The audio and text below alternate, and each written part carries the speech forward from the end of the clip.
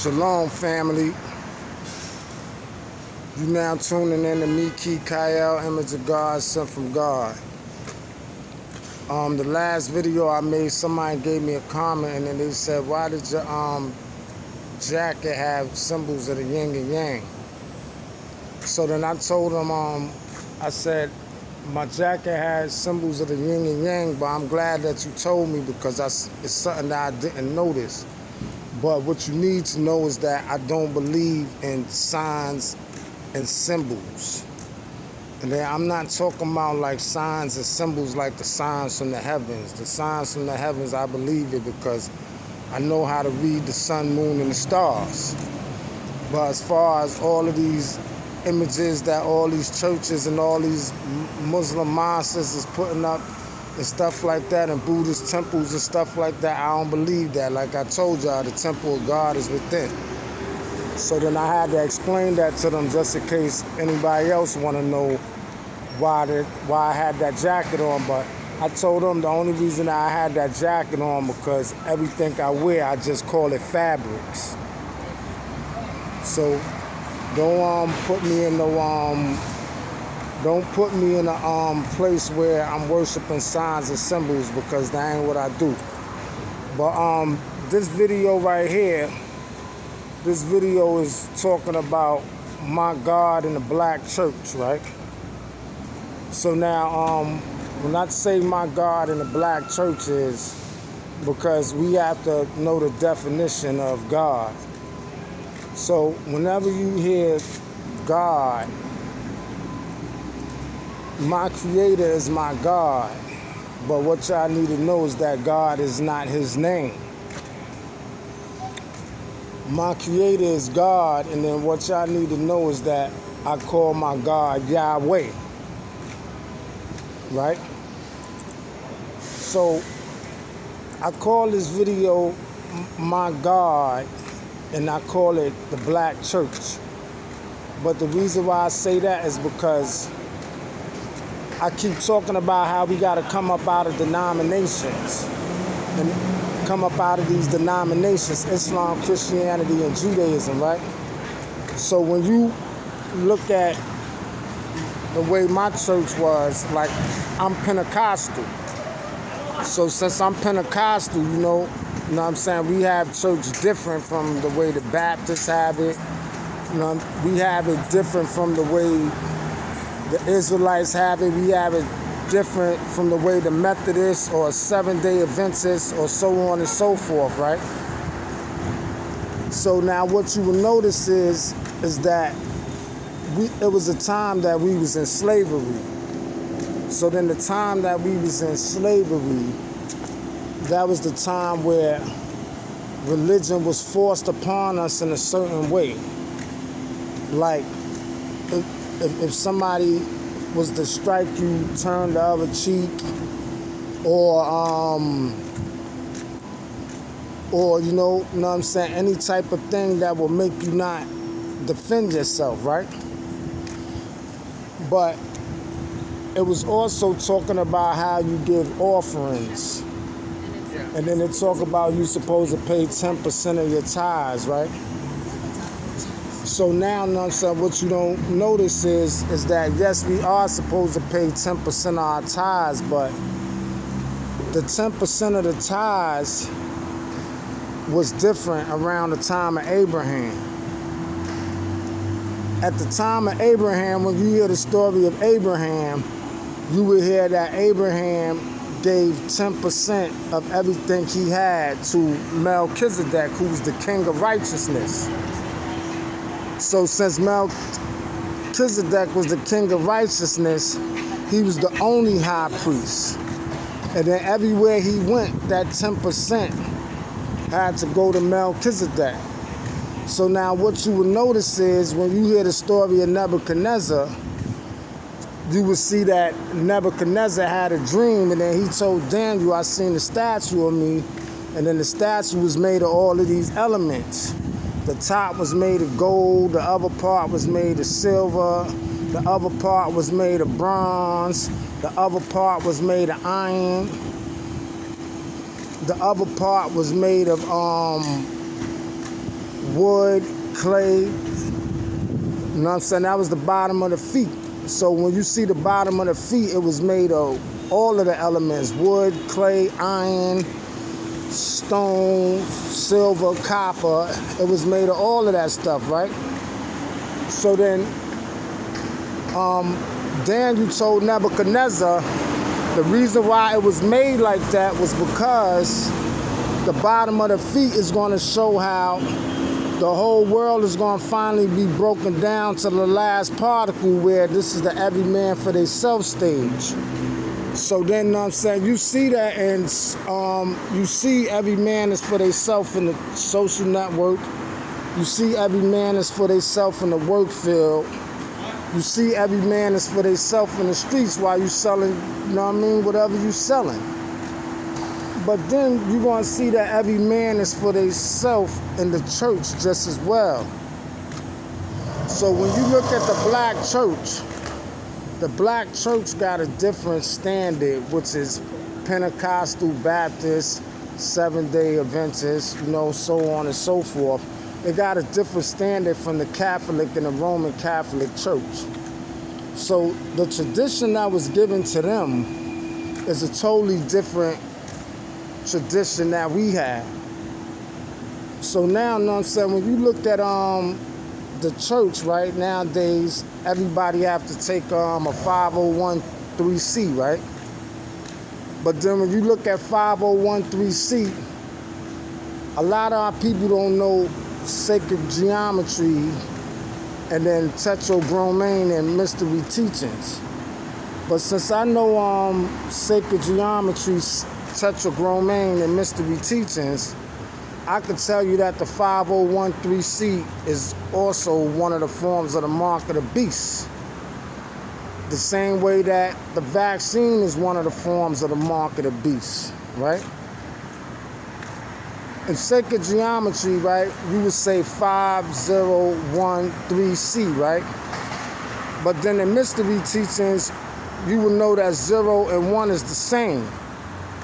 So if you got that 5 first, and then you got that 0 next, and then you got the 1 next to it, 1 and 0 is the same, so that would be 5 plus 1, that's 0, which would make 6.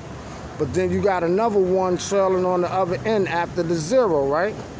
So then you would have 5 again, and then you would skip that 0, then you would go to that 1, and when you go to that 1, it would make another 6. So then the last two numbers and letters is 3C. So then you would have the number 3, right? And then you will also have the letter C.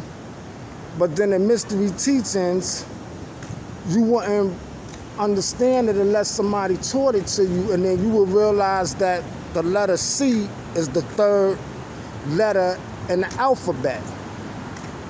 So then you got the C, which represents a 3, and then you also have the 3 right behind the C for the 501(c). That all adds up to 666. Our pastors, our ministers, our evangelists, they got tricked into taking the mark of the beast.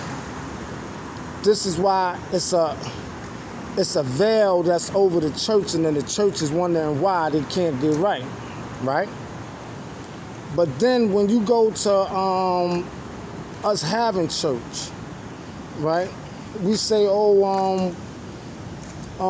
I'm going to church all day and then things ain't going right, because the black church do go to church all day so that things will not be right.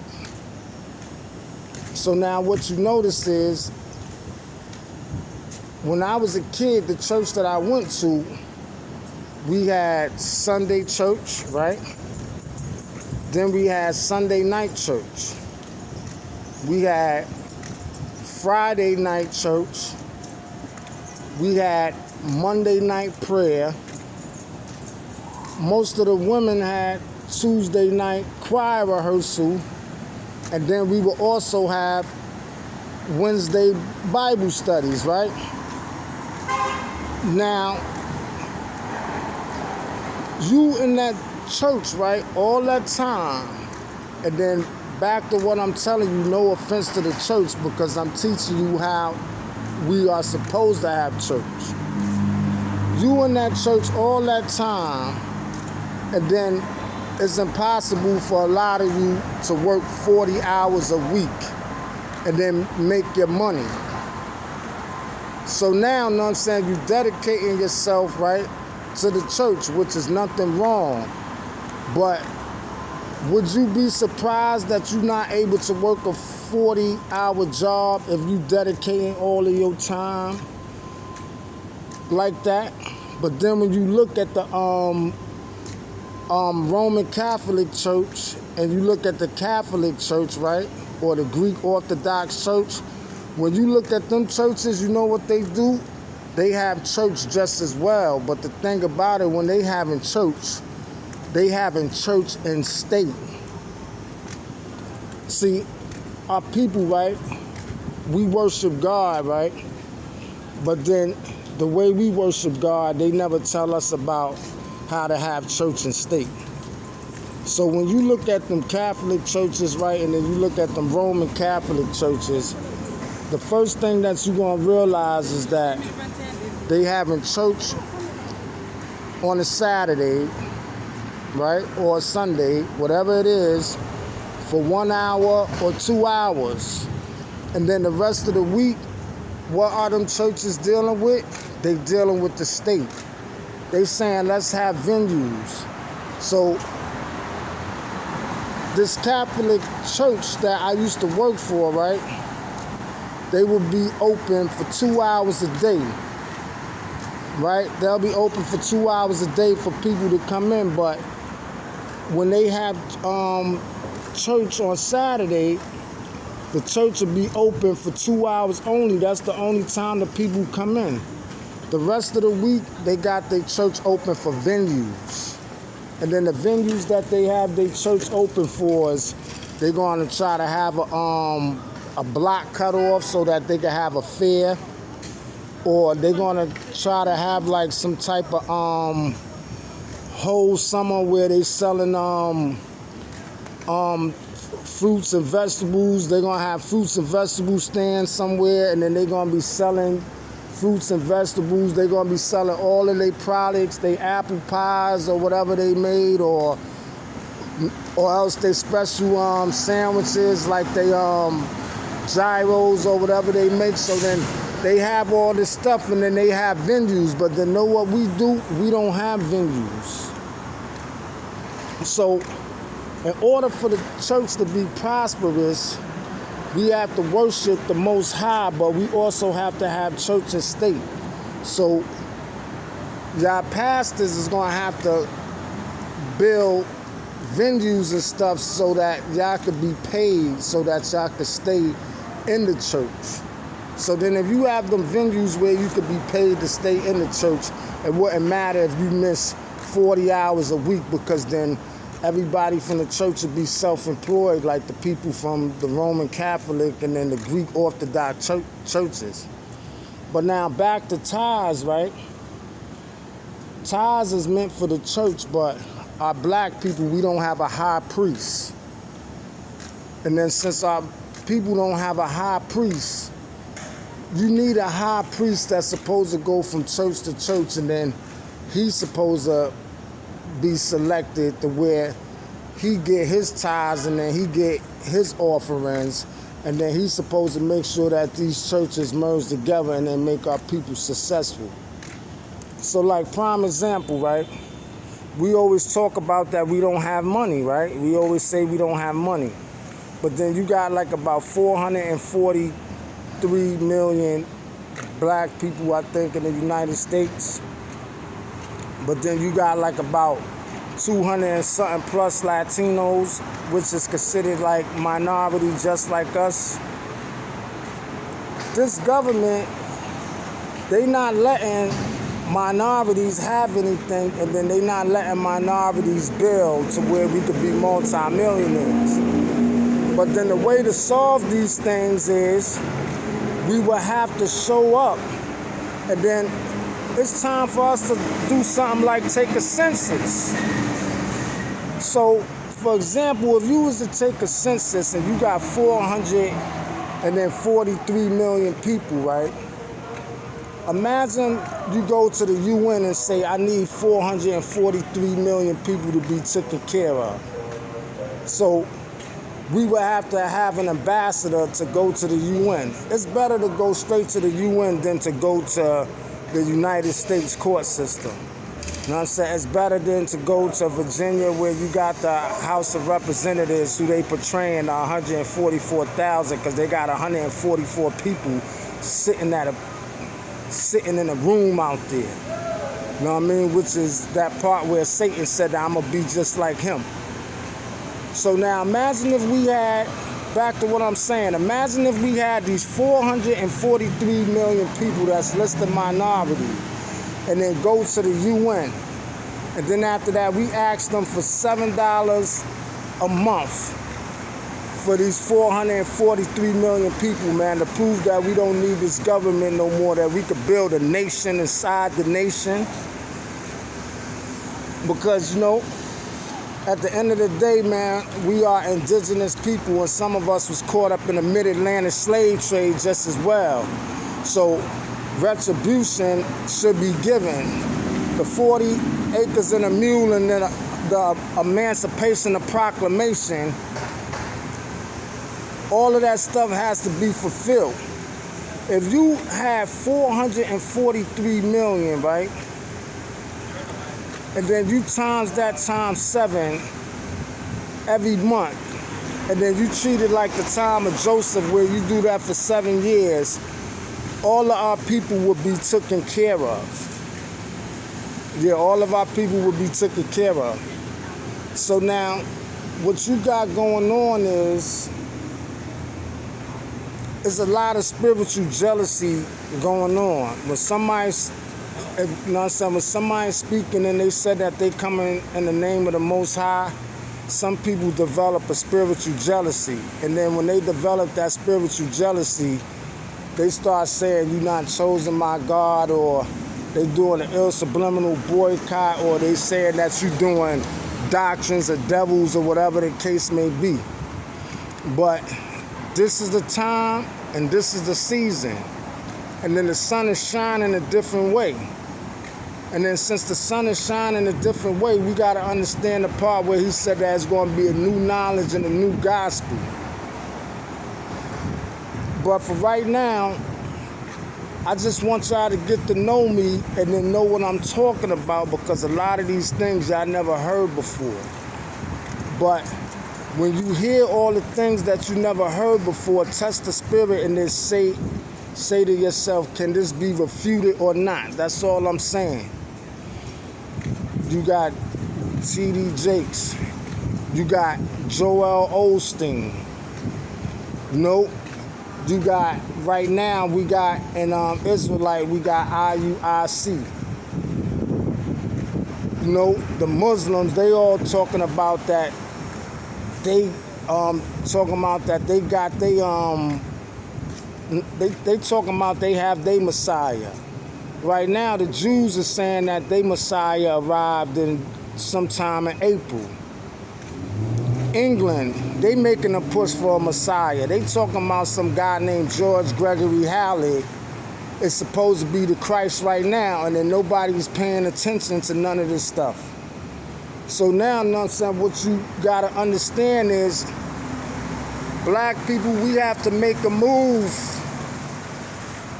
We have to make a move. And then if somebody is saying that they are appointed, and then they appointed to help the people, y'all got to take some time to listen to this person and then find out, you know what I'm saying, if he's appointed.